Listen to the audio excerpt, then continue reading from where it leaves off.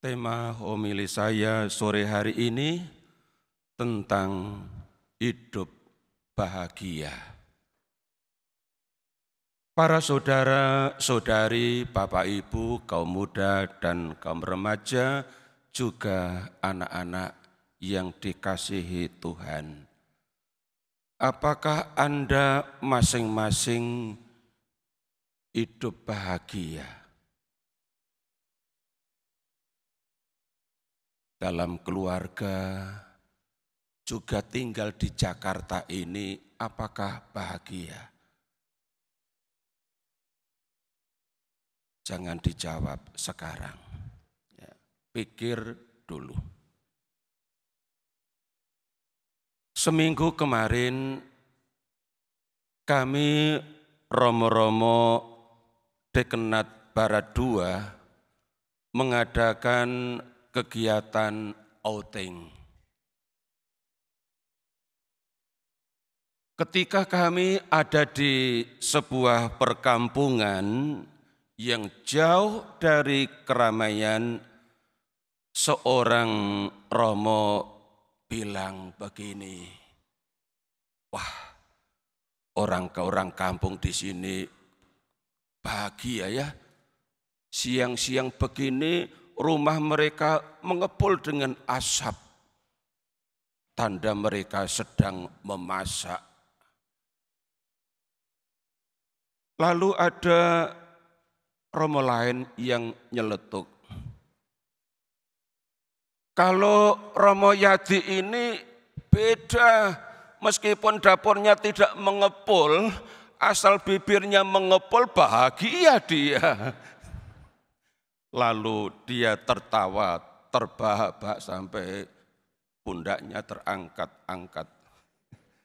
Tanda bahwa dia memang bahagia dengan apa yang dia sedang nikmati saat itu, saat sedang mengepul dari bibirnya.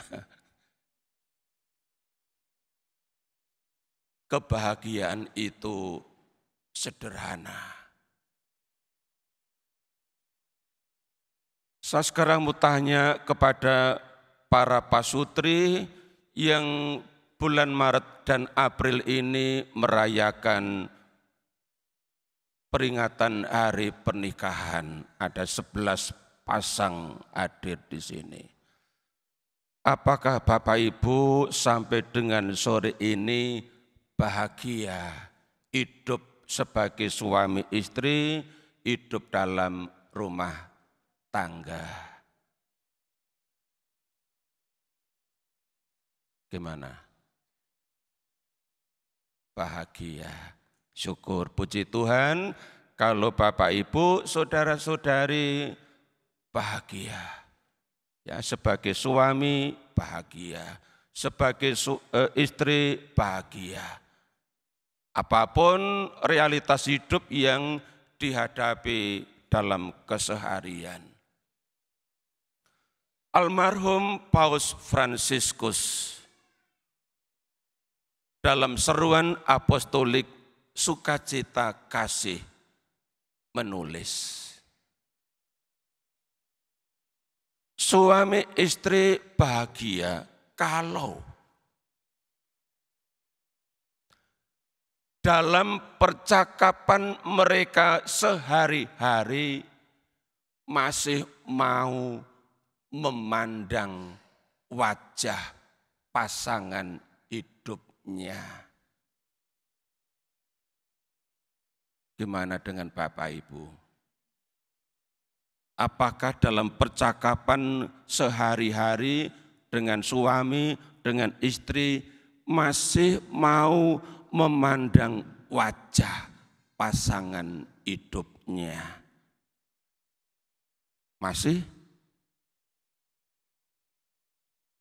Berbahagialah istri yang dalam percakapan sehari-hari sang suami sering atau selalu memandang wajahnya. Demikian juga sebaliknya, sampai hafal gigi yang hilang itu sebelah mana, yang masih ada itu berapa, sampai hafal.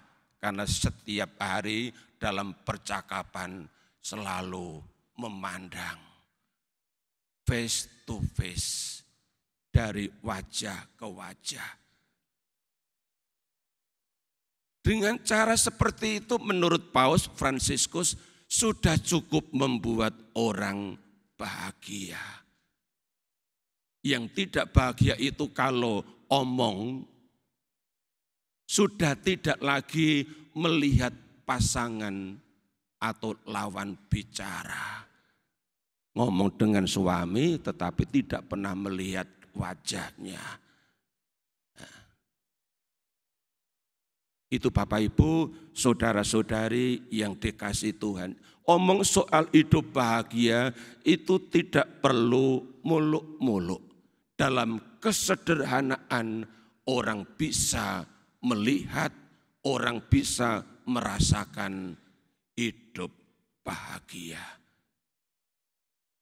Pengalaman Suster Faustina yang tanggal 30 April tahun 2000 yang lalu dinyatakan sebagai santa, sebagai orang kudus.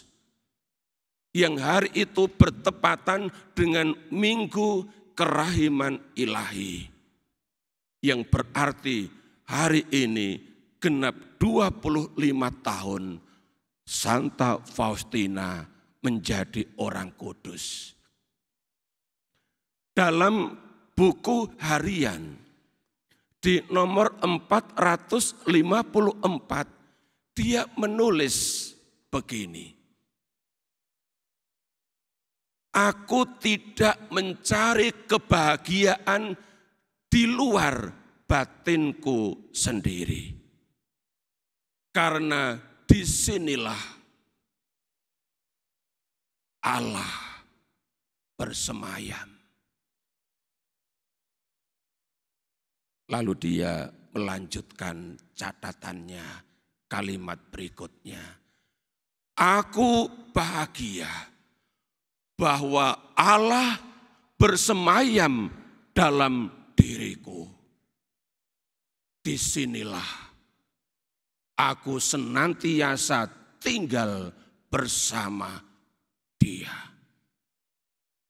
Bapak Ibu, saudara-saudari yang dikasihi Tuhan, hidup bahagia yang dikatakan oleh Santa Faustina, menurut saya adalah hidup bahagia level tinggi.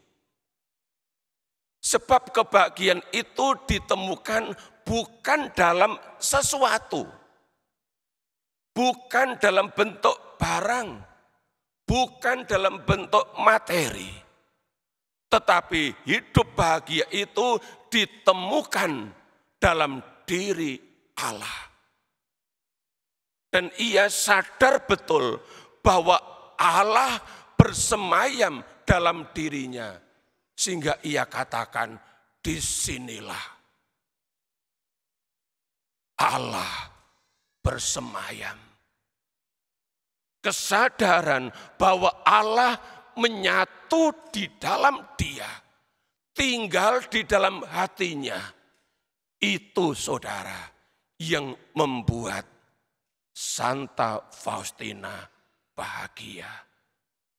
Yang waktu itu dia masih menjadi seorang suster. Di biara ia merasa bahagia. Ada banyak penderitaan ia alami. Juga ketidakcocokan dengan suster-suster yang lain. Tetapi dia bahagia pertama-tama karena sadar betul bahwa Allah diam di dalam dirinya. Hidup bahagia yang luar biasa. Bapak Ibu, saudara-saudari yang dikasihi Tuhan. Lewat Injil hari ini, Yesus mengingatkan kita lewat pengalaman Thomas. Bahwa yang disebut hidup bahagia itu tidak ditentukan oleh mata yang melihat. Hidup bahagia itu ditentukan dari dalam hati. Hati yang beriman, hati yang percaya. Maka dalam Injil tadi, Yohanes bab 20, di ayat 29, Yesus berkata, berbahagialah mereka yang tidak melihat, namun percaya. Sekarang saya tanya kepada Bapak Ibu, saudara-saudari, anak-anak. Siapa di antara saudara yang pernah melihat Yesus yang bangkit? Ada yang pernah melihat? Tidak ada. Saya pun belum pernah melihat.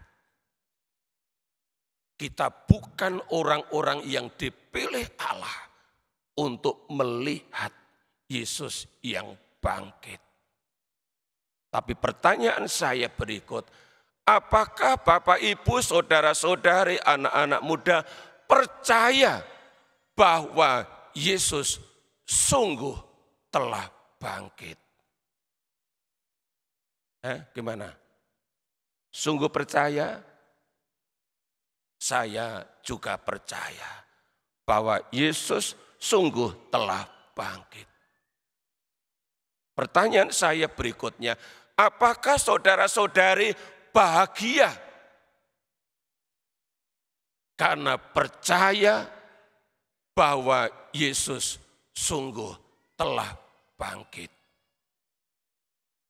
Gimana? Apakah Bapak Ibu saudara-saudari bahagia karena percaya bahwa Yesus sungguh telah bangkit?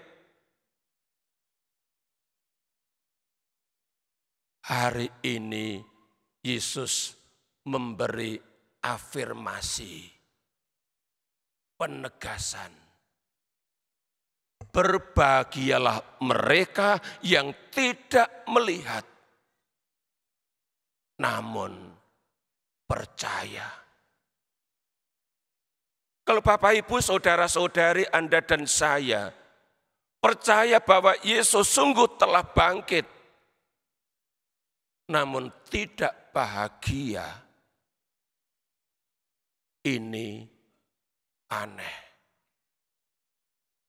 Percaya kok tidak bahagia. Padahal Yesus katakan, berbahagialah mereka yang tidak melihat namun percaya. Hari ini kita diteguhkan oleh Yesus yang bangkit. Bahwa kita adalah orang-orang yang bahagia karena percaya. Itulah sebabnya Rasul Paulus dalam suratnya yang kedua kepada jemaat di Korintus bab 5 di ayat 7, Paulus memberikan kesaksian.